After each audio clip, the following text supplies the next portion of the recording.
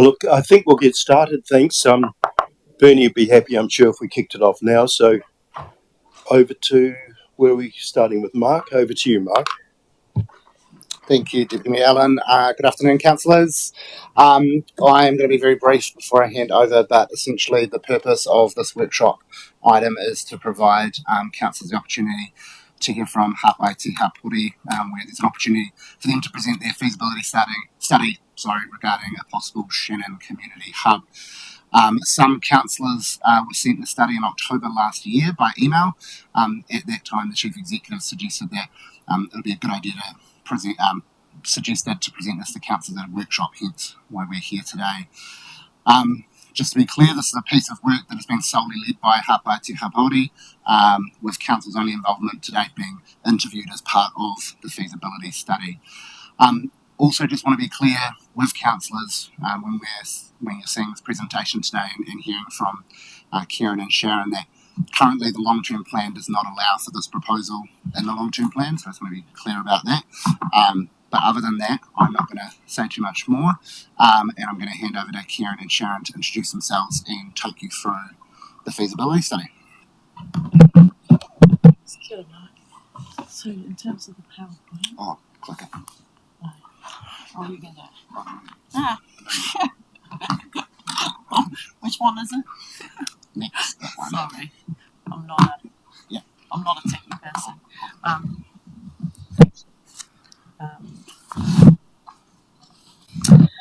Ahi Māori ko Sharon Williams tōku ingoa.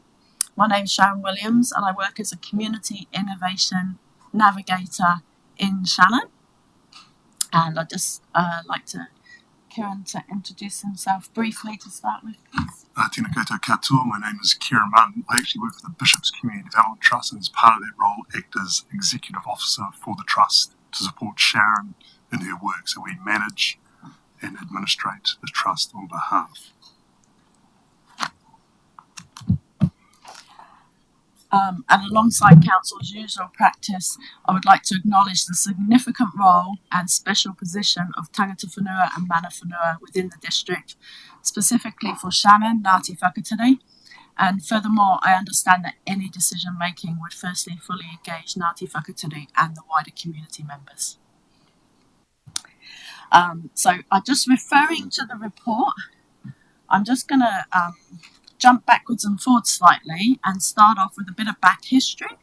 So if you've had a chance to read it, and if you look on page 30, you will notice that back in the long-term plan 2018 to 2038 on page 112 in the year 6, there was 1.113 million was allocated for a community centre in Shannon. At the same time, in the year after, I should say, in the annual plan 2019-2020 on page 16, it was noted that there would be a feasibility study, investigation of the need, use, cost and potential scope of a community centre for Shannon, and there was $15,000 tagged for that. Obviously it didn't happen, COVID came along, budgets got pulled in, everything was reorganised, and then it disappeared out of the plans. The need, however, as already identified by council to be in there in the first place, still exists. And if anything, particularly this year, it's mushroomed somewhat with additional factors in 2025. With the current, I just want to make reference, and Bernie referenced this morning at Community Wellbeing, the current long-term plan engagement that we've just had attracted 499 submissions. Now, at the moment, Shannon is going through its community development plan, and I think we've got close on 300 submissions. So I think you can see the depth of local pride in Shannon and the current wave of engagement that Shannon residents have with the council, with the processes, and the outpouring of their hopes, their aspirations, the moi moia. So for those of us that are involved in that working party and looking at some of the submissions coming through, we're getting that message as to what people want for the community. And some of this is covered in this community feasibility study.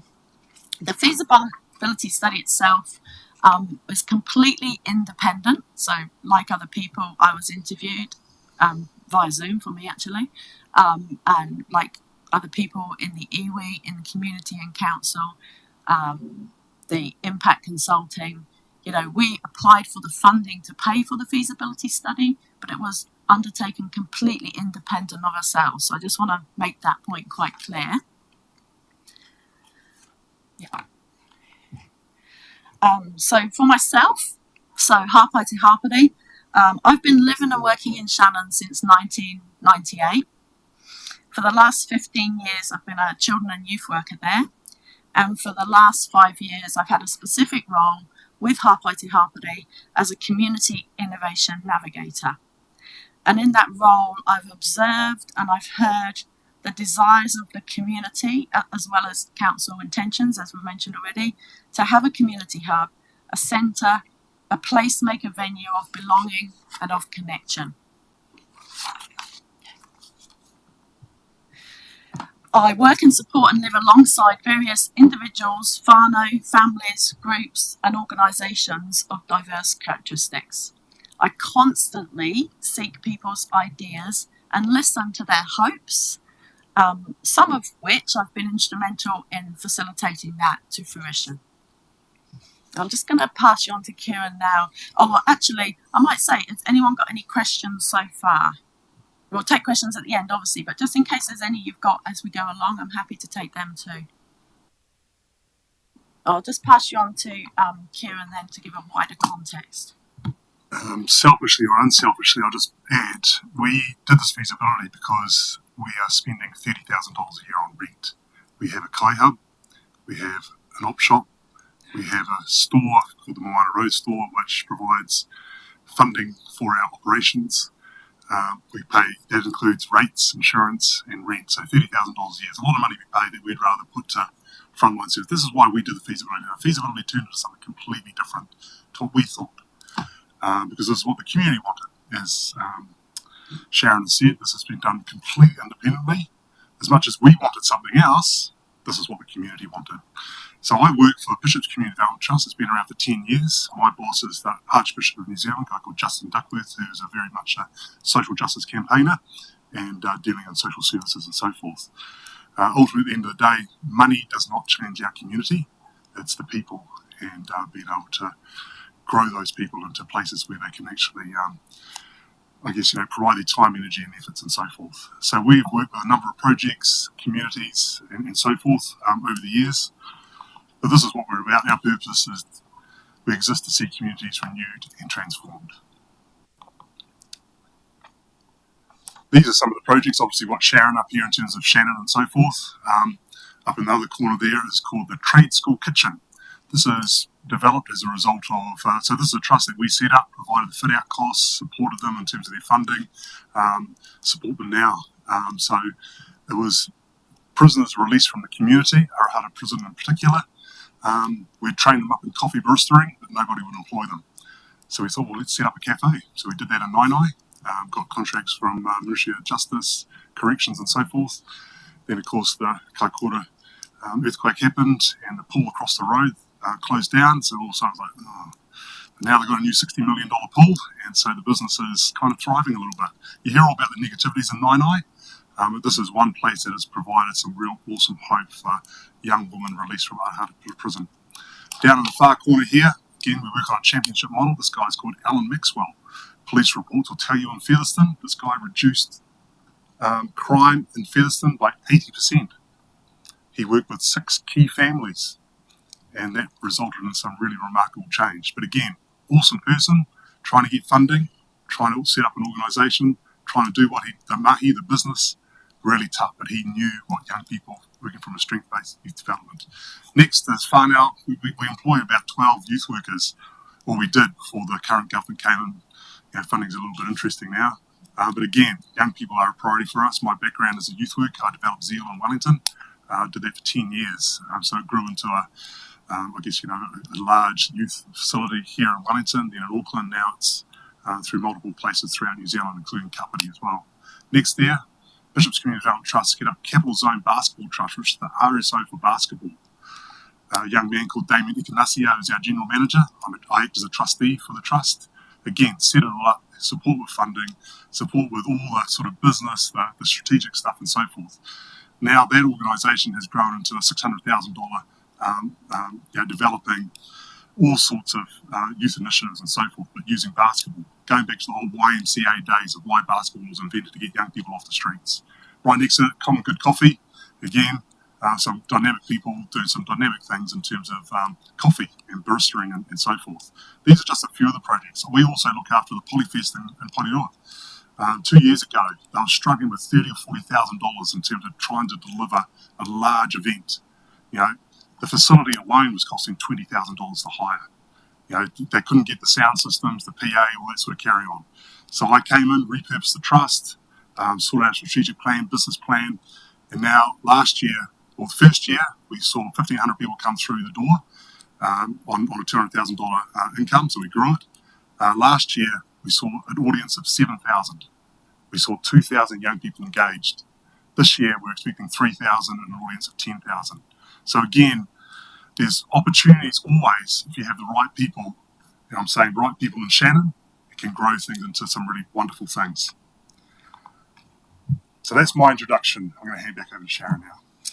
Yeah, and I think it's important for me because I know I've got that solid backing down in Wellington, and it's not just Kieran and his experience in terms of the grant funding and moving into space, but there's a whole admin and legal team there as well. And it just enables me to really focus on service provision. So that's I just want you to have a little bit of a wider context. It's not just me and some volunteers in Shannon and a few paid workers working in isolation. We've got a whole team of really experienced people behind us as well. So just briefly, you know what? I'm not going to speak to councillors about the demographics because you're fully aware of this. The only thing I will add though, because I was in the Community Wellbeing Committee this morning and it was highlighted how Shannon does have the highest population among Tamariki age 5 to 14 years. So we really need to make sure that we've got that on our radar in terms of our service provision going forward. Okay. So some of the reasons to invest in Shannon, and I like what Josh had said at the top, we don't reach our potential by defining itself by what we don't have. We're not working on the deficit model. We're always working on the strengths, but we also need to be really honest about our reality in Shannon. And the reality is that we do have that low income. A large section of our community are impoverished. We do have, it's not up there, but we do have the highest rent to income ratio in the district, 51%, which is actually really high across the nation as well. We do have huge housing problems and, big ups for the pilot project we had recently in Shannon around putting a family flat. We had quite good attendance for that as well. So it's good to see how council are working in that space to try and look at some of these issues. We do have social isolation slightly skewed, more than the average as well. And of course we do have the travel isolation, the research, Massey University research, transport poverty they called it at the time, but we call it travel isolation now. So where people can't get to the services, we've got some organisations and individuals in community bringing the service in community, which is fabulous, but that still doesn't help cover the vast majority of people in community. Internet access, what I will say is actually I don't believe the stats have come from 2018. I was highly involved in the council response to emergency management during the COVID period, and I know that both Liana from Library Services and Shannon School worked really hard to make sure that the Jump Skinny scheme was accessed across our community. So that's old data. So I'm not even, I don't know what the internet access is now. Hopefully with our data dashboard we'll be able to find out that kind of information, but I don't believe it's 29%. I do believe it's lower than that. And then there's one more I just wanted to add as well, and that's that, as a district we've got our prestigious cultural and community centres. We have Te Takareitanga o Kurahopo and Te Awaho Nuistorm in Laverne and Foxton. The state-of-the-art facilities allowing venues for residents to connect with each other. They're community hearts, they're multifunctional hubs. They bring together library services as well as other facilities for the community, business, youth space, tourism, a whole myriad of things happening in both those places. And Council recognises the importance of providing spaces for community health and wellbeing, for connection, and for all the other strategic alignments which are outlined on pages 34 and 36 in the report. So when the report was done, it was cross-referenced with all council documentation. And I was actually even reminded of this last night when I was reading some personal communication I had following a long-term plan submission way back 2018 maybe. And even at that stage, it said that council is focused increasing investment in community centres which deliver enhanced services to local communities compared to what could be delivered out of a community hall. And I think that's really important when we come to look at the options in the feasibility study and what's been recommended, that it aligns with what council are actually kind of pushing for in the vision already anyway. So the rationale is clearly outlined on pages 20 and 30. So again, I'm not just going to sit here and repeat what's in the report and you've read already. With option 1 being the recommended option.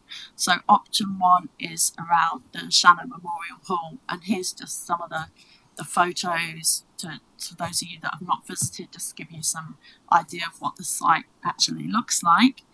And in the report it says of the 6 possibilities and the 5 other council benefits, there's 2 negatives, although for me I see one of those as a challenge rather than a negative, and the 14 positives. And I just want to add one more, and I'm not quite sure why it didn't come through in the report. This is a personally perceived positive, and that's the use of the venue in option 1, the Shannon Memorial Hall, alongside Shannon School, Te Kura Hanana, of course, as the welfare centre in the event of a significant civil defence emergency. And we actually recently, last November, held our very first kind of simulation exercise for civil defence emergency in the hall, and it just highlighted really how it really was the ideal venue for that. And I also want to emphasise a couple of those positives, and one of them being that the author of the reports identified that we would be very likely to be able to secure community funding due to being a collaborative venture and on council-based land, and that additionally this will save the hall from being sold off, becoming a maintenance burden for the community, or being lost. So, and as council are aware, most Shannon people absolutely cherish the Memorial Hall, and the thought of losing it is abhorrent to the vast majority of residents, and I know that's come through over the years in submissions. So on page 17 of the report, you'll see the concept 1, which is the authors picked as the preferred option based on the information received. And this is it's really just it's a draft starting point. It's nothing prescriptive. It's just like, this is something that could happen in that space as an imagined hub, improving the historic urban form of the hall, helping to contribute to the character of the building, but whilst making it multifunctional, more effective, better utilised by residents. And especially it was highlighted, and I hadn't even thought of this myself, but the idea of children, finishing school. We know there's a percentage that go down to the library already anyway, but it's literally over the road. So the idea of them being able to increase literacy, increase homework, and opportunities for children in that space as well. Valuable meeting spaces in the community. As a community, we've identified that we're lacking spaces to actually just hold meetings and talk and be together, as well as that social connection meeting space. Importantly, an accessible toilet, which we don't have at the moment, so that whole inclusive aspect for all as well, and just really a space for a myriad of capacity building opportunities. We do have spaces in Shannon, and you'll see in the appendix where those spaces are and who they belong to, but we don't have that one kind of central community hub space that belongs to community and community belong to that space, that placemaker space.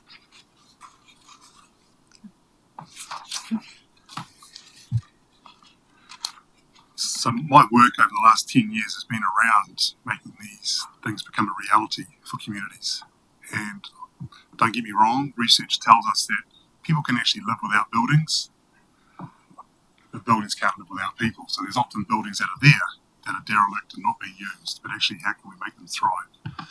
So I know this is the question, council has no money. I'm always amazed what council has to do in terms of the business that goes on there. I'm part of my local rugby club. I said to my mayor, Anita Baker, I live in Porirua, $300,000 to mow Ngāti Domain for our rugby fields. I know it costs money, but we're here to work in partnership, not just with iwi, but if we don't, have that partnership with the council, these kind of projects can't move forward. So how does this happen?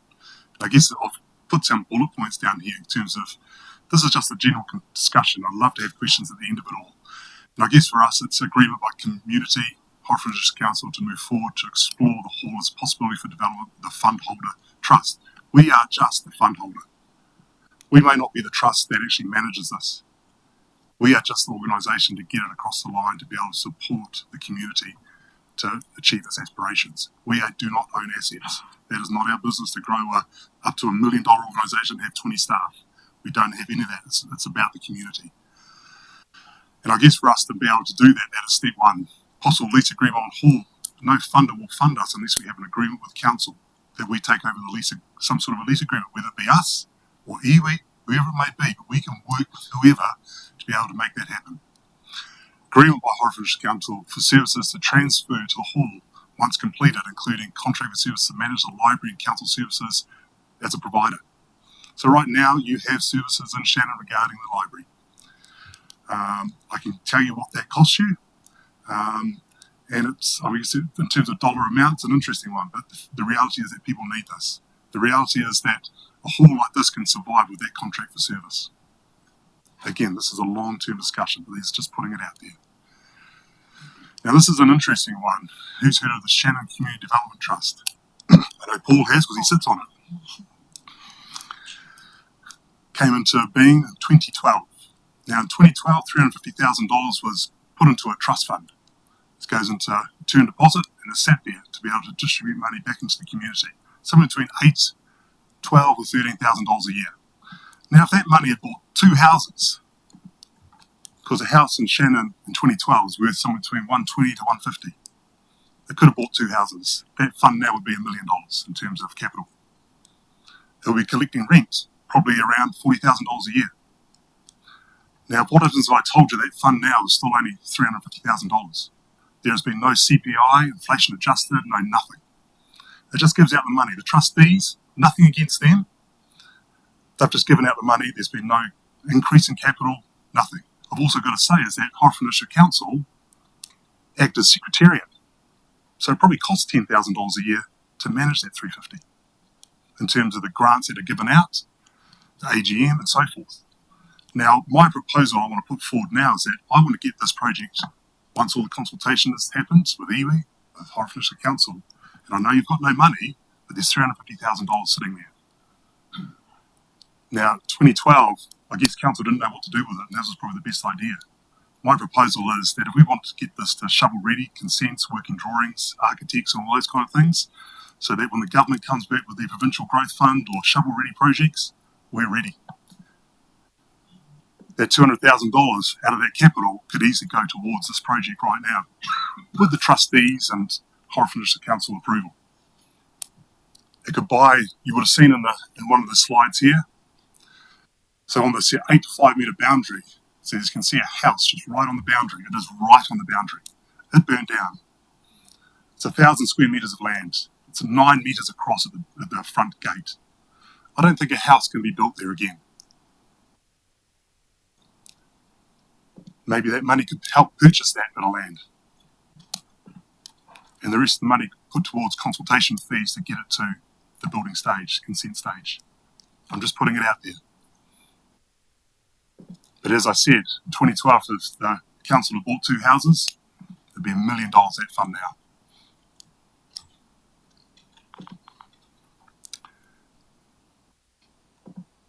So as I said before, further consultation with iwi, funders, schools. We've already had discussions with Eastern and Central, lorries facilities. We're not after a Foxton $9 million kind of facility here. It's been costed out at 300 square metres, $10,000 a square metre, $3 million. We can do this in stages. Doesn't need to be up front, but I guess it's a step by step. Then there's also the fact is that you've got a library that may be a building that's owned by council. What happens to that building? Does it get sold? Can Moana Road and our op shop rent it out? I'd rather give council $30,000 a year that can potentially go into this project than some fat cat landlord in Shannon. We can still bring life to the main streets, and we don't want to lose those there because they're important in terms of the economic development of Shannon, having those facilities, the op shop and the Moana Road shop. I'm in discussions with a sports retailer at the moment to sell more stuff out of there. So that's the exploratory discussion with council in terms of the questions. And I know you probably didn't expect to hear any of this kind of stuff, but hopefully this starts a conversation in regards to the work that we've put in so far, the consultation that's gone on with the community, the feasibility that council had in their plan of $15,000. This one cost us $25,000. We've already done that. Hopefully we can show us that we have the ability to get this to a place where actually this can potentially happen. And it's not going to cost council millions of dollars, but there are steps along the way to be able to, over the coming years, to see this come into fruition. I helped out with Tony Kane for the Kapiti Performing Arts Centre. And the first thing that he presented to me was this awesome feasibility study. In front of it said, Kapiti College Performing Arts Centre. I said, this is not about Kapiti College. This is about the wider community. And we know that Shannon is just waiting to boom. It's not if, it's when. And this is part of all that package to bring some real sense of community to Shannon. My wife no longer allows me to talk about Shannon at home because it's always Shannon. Even though I've got 21 different other projects on the go, I'm not from Shannon, but I love Shannon because of the opportunities that I've been able to engage with over the last 5 years. And one thing I always say is that Shay Fu's mum came from Shannon. Good things come from Shannon, and good things that continue to come from Shannon. So let's give Shannon this opportunity, and we're not going away, but hopefully we can progress things to be able to get to that stage of actually seeing the dream come to reality. But we're open for questions. Thank you very much. Sorry, I've just got one more final point I want to make at the end, which was the feasibility study, and that's to do with the community wellbeing strategy. So I've cross-referenced, I've looked in detail at this and looked at the priority areas and measures of success, and then cross-referenced, and you just see, I'm not going to read them through, but you can just see in orange there, everything I've highlighted in orange are the measures of success that could be hit with such a facility and with such a development. And I just think this is a new vision of what part of community wellbeing can look like for us in Shannon. So, hey, Patai.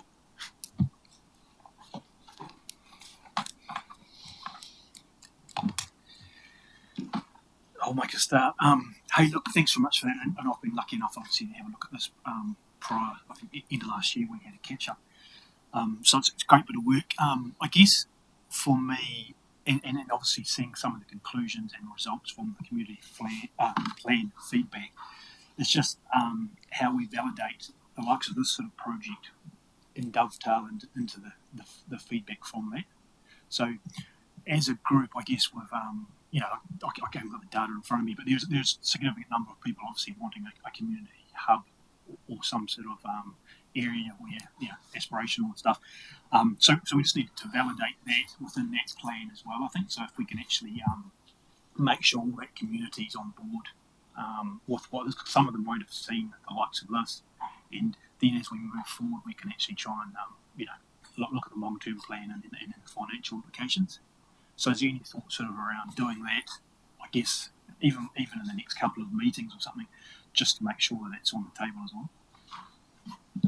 I guess it feels like a little bit chicken and egg situation. What we didn't want to do was to take this out to the wider community and then everyone say, yeah, that's great, that's what we want to do. But then, and then if you didn't have council and or DIA and or other funders buy-in, you've actually just set up a whole load of expectations and you've set yourself up to fail. We wanted to be at the point where we knew that we had buy-in from funders. We knew that there was, Kieran had done the paperwork and knew that it could be a reality before, and come to council first, which is why we're here now, before you put it out to wider community. So it's gone out to those that were involved and that were asked at the time, so that we key people in community. And I've also actually just left copies out so people can read it and kind of think about that possibilities and how that fits in with the Moi Moia. And obviously I'm really mindful because I'm heavily involved with the community development plan and the feedback that we're getting in around that as well. And I can just, every time I get feedback, I can just see how it's gonna, it can segment in. So I think it's about looking at previous, and I'm thinking of in particular the Foxton Beach one, not the current one, but the one previous to that. How about, where you have your different goals, your lines, your who, and who's taking the lead, and what years are attached to that. So this is longer term, big funding project. So does that answer? Yeah, there was a strategic reason why I didn't just kind of say, hey, everyone here, look, this is what we can do. Because actually, you got to do things in the right order.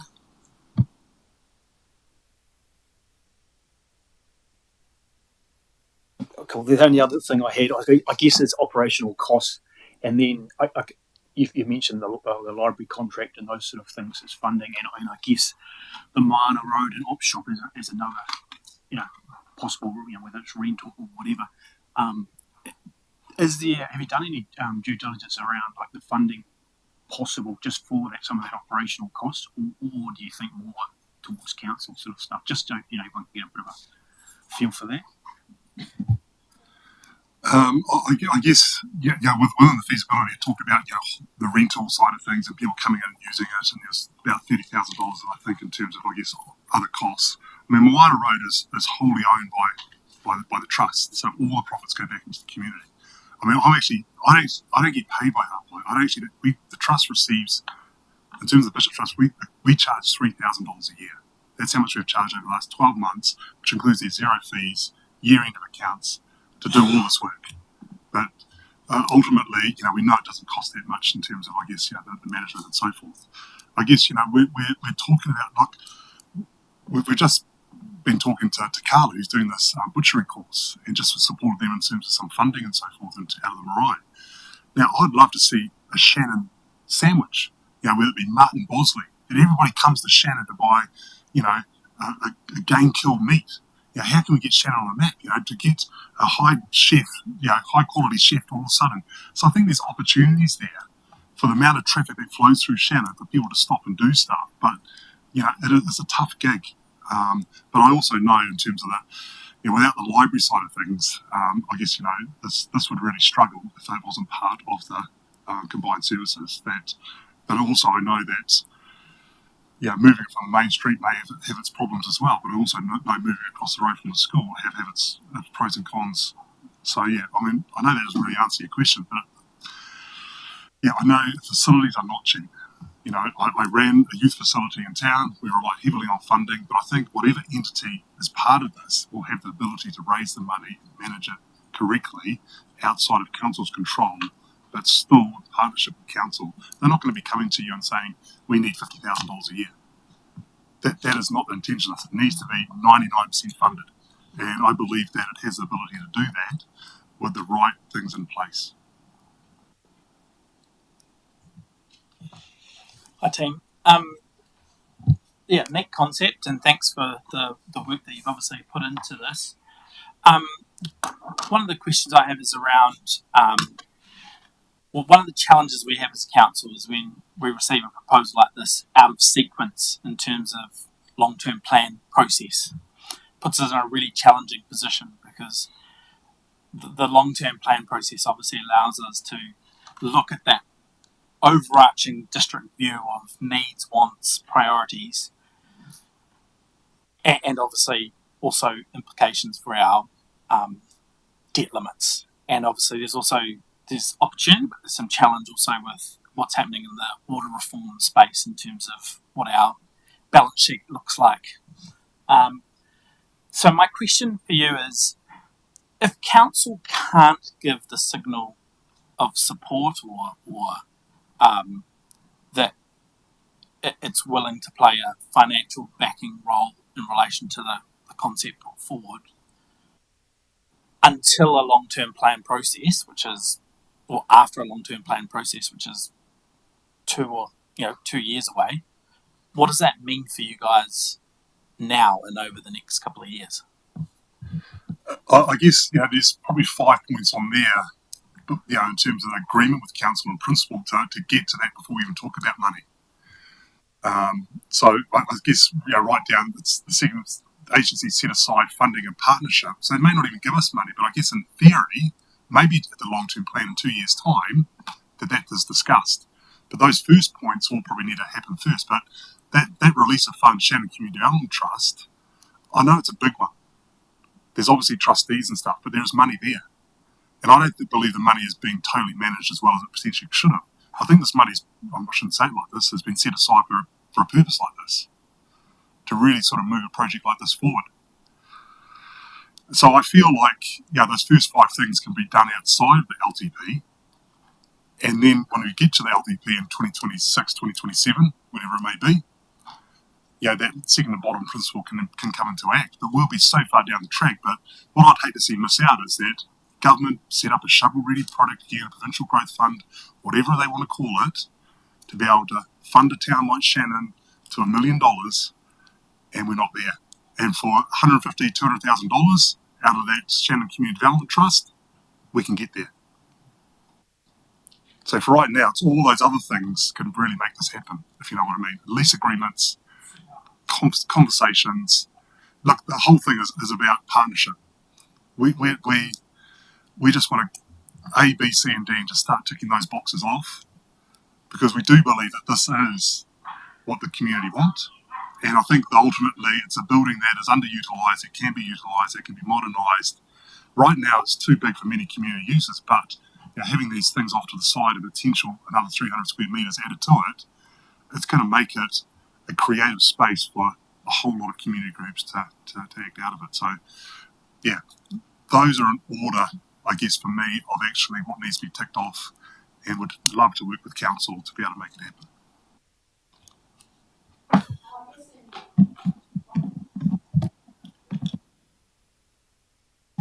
Tēnā koutou katoa, ko tai mai nei, I raro I te tūne o tēnei whare, nau mai, kake mai.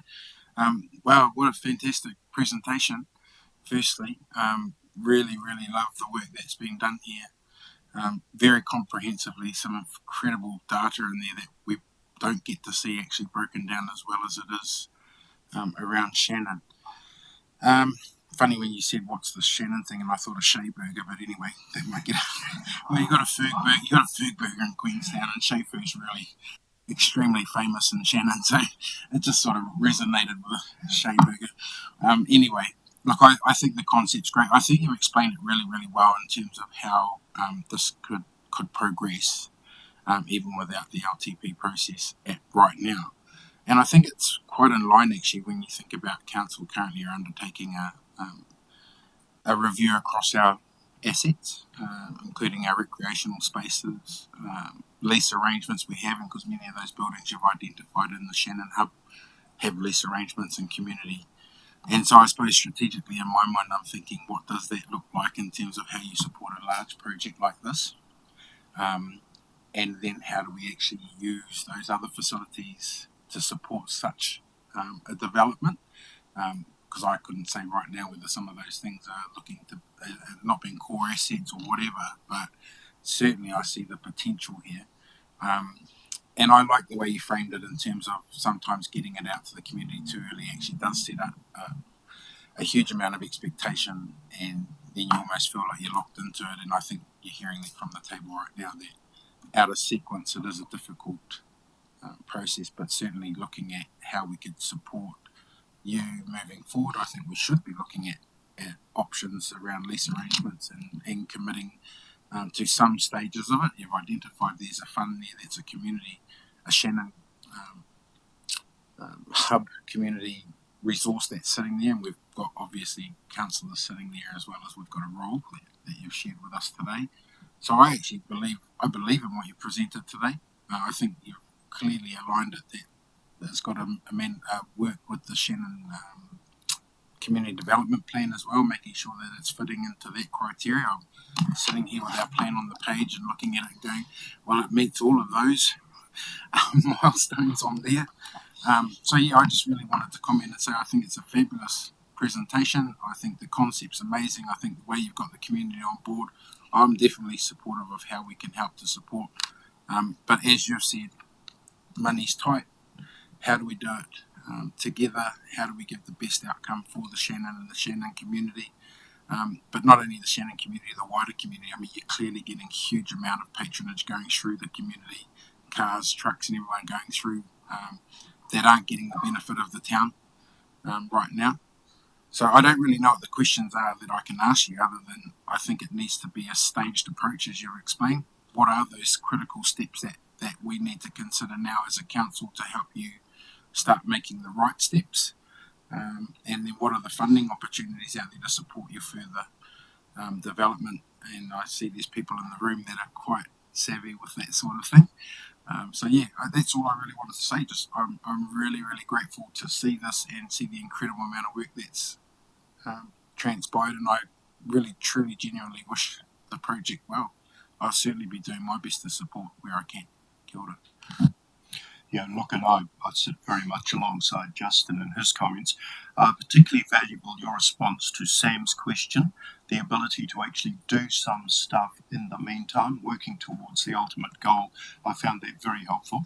My other concern was around not getting misaligned with the community plan process. So I'm pleased Paul asked that, and a fair enough reply, Sharon, about not wanting to overtake the process.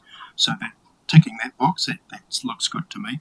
So just for absolute clarity, I guess my only final question is, can I assume from today's presentation plus the report itself that option 2 is not deemed to be a goer, that really is off the table? I mean, I think that's more independent author for the report said that option 1 was the preferred option. I mean, whether that means option 2 was off the table altogether if option 1 wasn't viable, that would be a joint decision, kind of with all parties involved. I could understand when I read the report the clear reasons why option 1 was the preferred option, though, and option 2, and particularly, even just things like parking, location. You've got prime retail on State Highway 57 there, and you've got, you'll see in the report, I'm looking at the roadings. We've got the O2 now, and sometimes I feel like I get so focused on that and what that might mean for Shannon that I forget about the Manawatu, where is it? The highway that's open midway through this year. That is actually, they've said it's going to cut 43 minutes off the drive time between Wellington and Napier. So at the moment, you can cut 19 minutes off that drive time. But it's once that highway section's open, which they're working on now, and it looks like it's tracking on time, 43 minutes, we're going to get a lot more traffic that comes through State Highway 57 on that route to Napier. So we kind of want to be ready for that as well. And even though this option is about our community and what that brings for our community, you can kind of envisage the community capability, the building of that, Mayor's Task Force of Jobs, running workshops in there for Shannon, and that whole, like Kieran said, Shannon Burger, to try and help that, to try and help leverage around the employment area as well. And then that would also then free up that front for retail, for hospitality. So yeah, I wouldn't say it's off the table, but it's definitely not the preferred option. Yeah. The comment I did want to make back though, Sam, before was around, the outer sequencing, because this is just the timing of how it's happened. is around the community development plans. So just like with Foxton and Foxton Beach and with the Shannon one that's going through now, you know, they're kind of out of sequencing as well, and they will have kind of goals and projects in those, and then it will all be, I don't know how you mesh it, but it will be meshed into the long-term plan budgeting process lines. Yeah, because that was going to be my exact point. Is that I if when we get the community plan that comes to this table, I'd be wanting to see clear sight lines to this project, that there is support, that this is a high priority, that this is, you know, quite clearly captured in the community plan. So there needs to be that alignment, because having a community plan that came to the table that didn't have those aspirations and goals captured in there, in terms of also assessing it against all the other priorities and wants and needs, that would be I'd see that as a problem. So I think there really does need to be that alignment. The other question that just came up during the course of this is, obviously the hall at the moment is council owned, and council's been doing interesting things with its halls around the district. If council were to relinquish control of that hall, how do you see that, or do you see that as a benefit? Like I'm saying, relinquishing control for like nominal amount or no amount, whatever.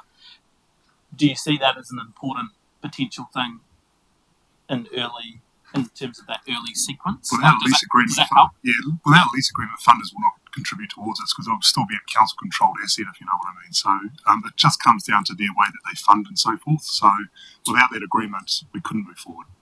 Well, what I'm saying is, what if it wasn't a lease agreement? What if it was just a gifted? Yeah.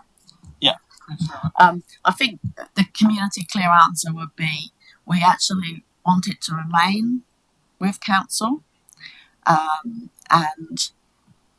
we want this to be a partnership option, and we want it to be, I mean, this option and the model looks at core services. So if the core services, the council functioning and library, were on site, then the Shannon Memorial Hall would be reclassified from its current non-core potential to be sole position to being core. So then it would be safe in community.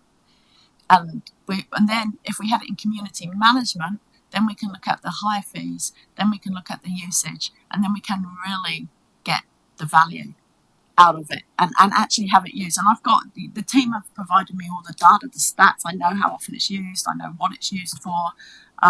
It's so underused. Like, we could really change that. I guess it's a hall for hire, so we want to bring life to it. But just going back to, we actually tried to purchase 36 Plymouth Terrace, which is the corner opposite the Club Hotel there. So we put an offer of $220,000 4 years ago to purchase it, that whole corner site. So it was 4 buildings, a vacant bit of land as well. It sold for $180,000 because we had due diligence on it. So we've been there for the last 4 years paying money. So if the Shannon Community Development Trust had bought it for $180,000, they would have been getting $30,000 a year. Better than their 10 in terms of term deposit in a bank. All I'm saying here is that, this is why we started this, because of the money that we're charging. That includes our rates and so forth. Even as a non-profit, we have to pay rates because we don't own the building. So we're paying something like $6,000 or $7,000 a year back to council, even though then we get funding from council at $5,000. It's a real sort of round, difficult cycle. So all I'm saying here is that the progress of these steps will allow us to be able to advance more. Actually, where's the money going to come from? How are we going to get there? Council controlled, or is it iwi controlled, or is it somebody else? We are just the middle person here to be able to make sure each step of the way can get there and be able to make it happen. And as I said, the library, obviously you own the building there at the moment on the main street. We could easily move in there and pay $30,000 a rent. What you choose to do with that $30,000 would be awesome. But hopefully at the end of the day, we're actually giving you money, not taking money from you, I guess, in the long term.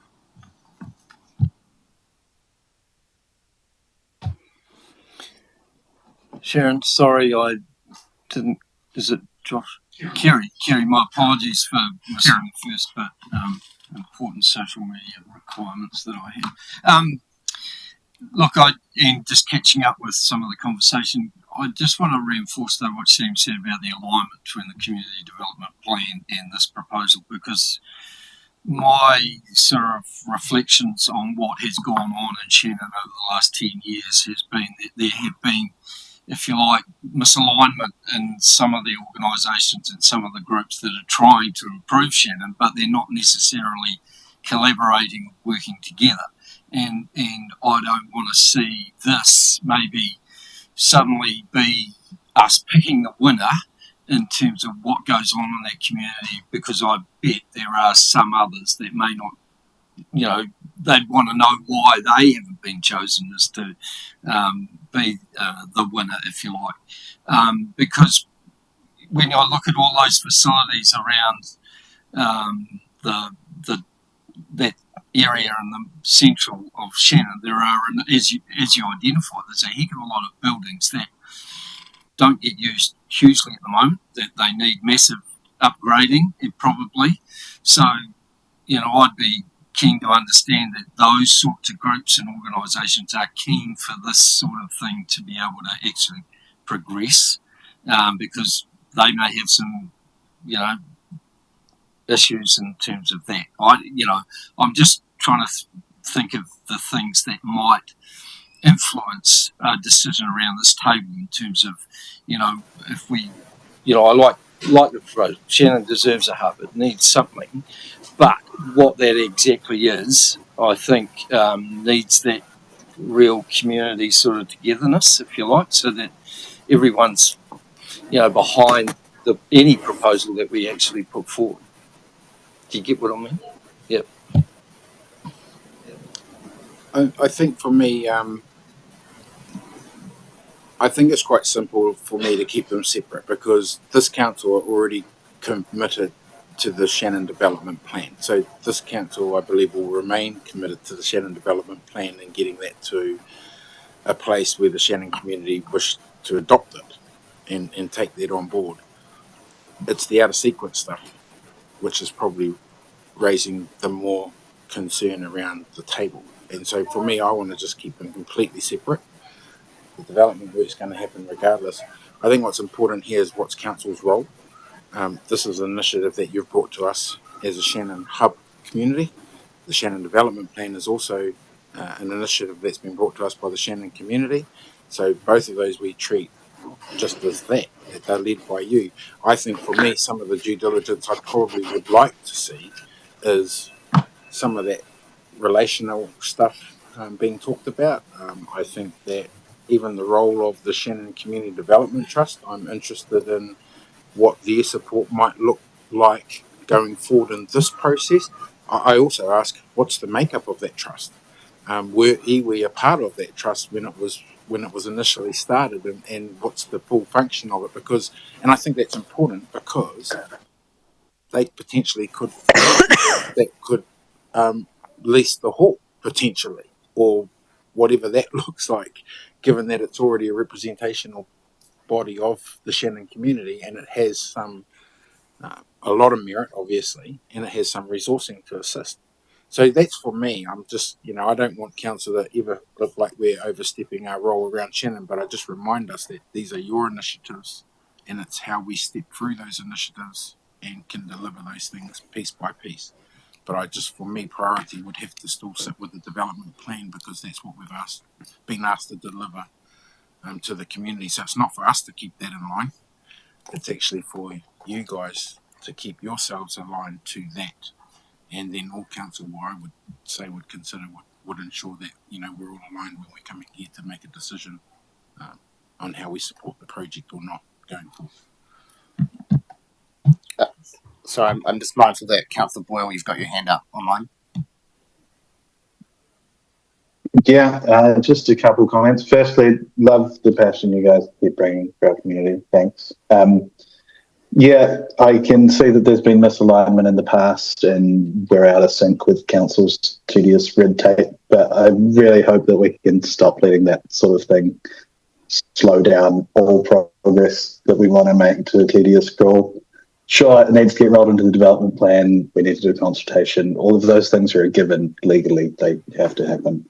I love the concepts. I can see why option one's the most logical one. It's right. Shannon's been told that the next in line by multiple councils about this. The funding was there. The funding's taken away. I hope someday we can get that funding back in there. We know it needs doing. We've acknowledged it needs doing. No one around the table has said anything different. Yeah. In terms of operating costs, the shared model sounds great.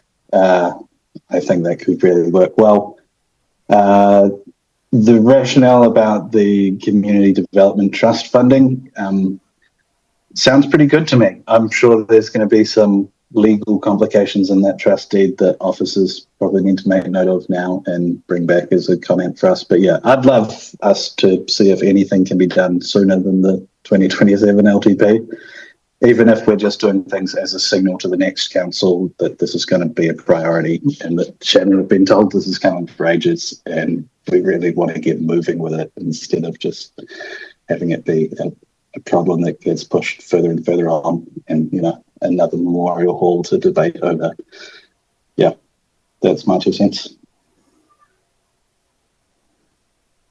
Are there any other questions around the table before we wrap up?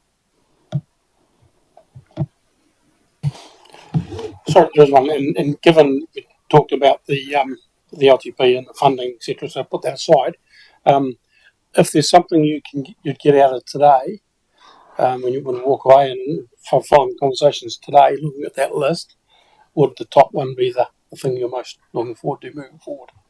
The top one's priority. If we can't get the community and council on board with this, it is definitely in sequenced order in terms of what happens there and so forth. So yeah. And when you say that, I was sitting here thinking, all the things that will from this organisation, no doubt, will drop out of that one bullet point, and there's a lot of things that would need to be considered.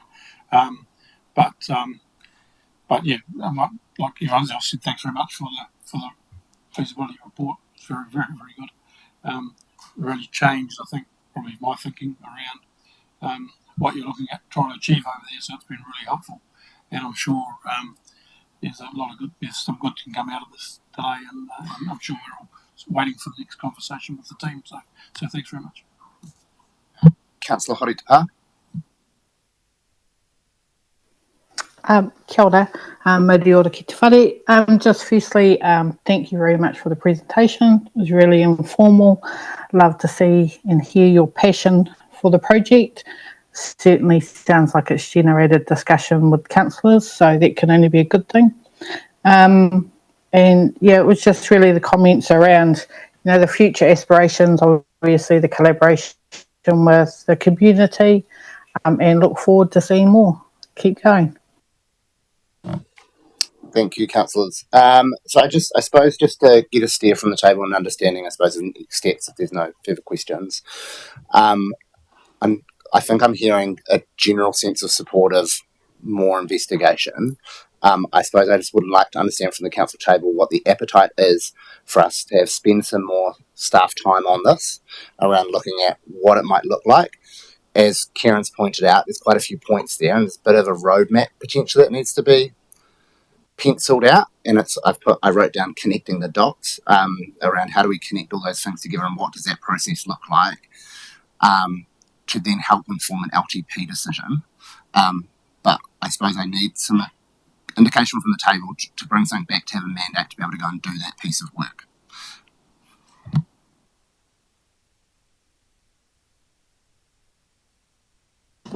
Yeah, I'm happy to support, especially the first point, if that's the starting goal.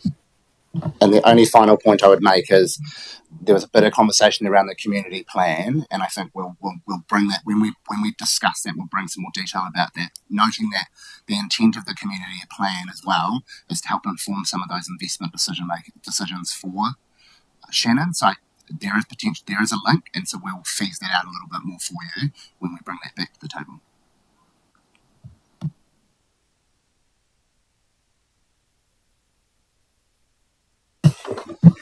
Kia ora, thank you. I just want to say thank you for your time and thank you for your support of the Shannon community and our aspirations going forward. And, you know, of all the time I've lived here, I feel like the council-Shannon relationship is at its all-time high and the engagement levels are at their all-time high, and that can only be good for all of us. Kia ora.